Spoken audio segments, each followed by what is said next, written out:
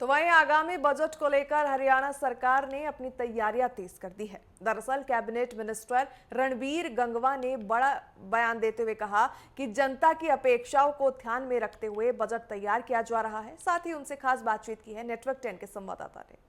हरियाणा के लोक निर्माण मंत्री रणवीर गंगवा जी इस वक्त मेरे साथ हैं। सर, जिस तरीके से हरियाणा विधानसभा का बजट सत्र 20 तारीख से शुरू होने वाला है, आपके विभाग की अगर बात करें, क्या उम्मीदें लगा के रखें कि किस तरीके से जो बजट रहेगा और क्या सौगातें मिल सकती है हरियाणा की जनता बिल्कुल। आज अभी जैसे आपको पता ही है कि 20 फरवरी से बजट सेशन शुरू होगा और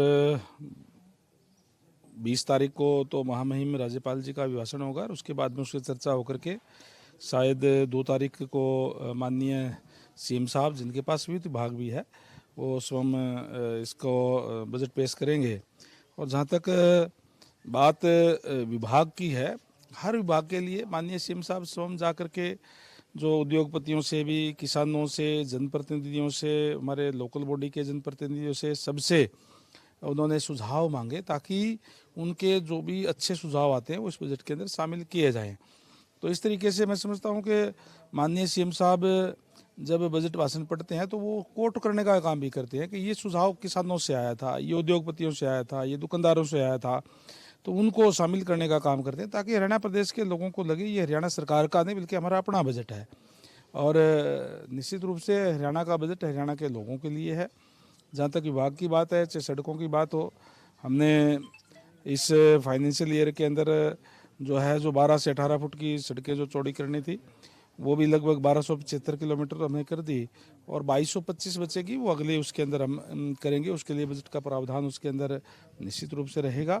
इसी तरीके से चाहे हमें कोई नई रोड बनानी हो, क्योंकि इस साल हमने कारपेट करने का काम किया था, उसका भी बजट का प्रावधान होगा। और जो पब्लिक हेल्थ है उसके अंदर भी चाहे वाटर वर्क्स बनाने की बात हो, चाहे कहीं बूस्टिंग स्टेशन लगाने की बात हो, चाहे और उसके जो कार्य करने हैं, उन तमाम के लिए बजट का प्रावधान इसके अंदर रखा जाएगा। सर, अगर हम गांव की बात करें, क्योंकि पहले भी आप कह चुके हैं कि आप चाहते हैं कि शहरों की तरह गांव का विकास भी हो, ऐसे में हरियाणा के क्या हर गांव को जोड़ने का सड़कों के साथ काम करेगी भारतीय जनता? देखिए, आज हमारे 23 जिले हैं, सारे के सारे नेशनल हाईवे से जुड़े हुए हैं, डबल इंजन की सरकार है। गांव के अंदर भी सारे हमारे गांव कनेक्ट है।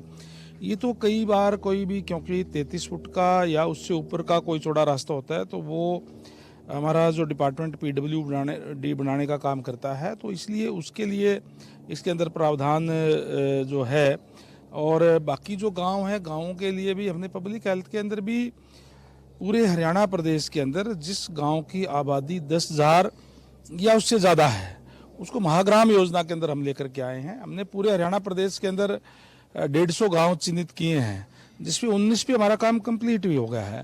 तो रणवीर गंगवा जी को आपने सुना, जो कि हरियाणा के कैबिनेट मंत्री है। साफ तौर से इनका कहना है कि 20 तारीख से हरियाणा का बजट सत्र शुरू होने जा रहा है और संभावना ये जताई जा रही है कि 2 मार्च को हरियाणा के मुख्यमंत्री, जिस तरीके से वित्त विभाग भी उनके पास है, वो हरियाणा का बजट पेश करेंगे।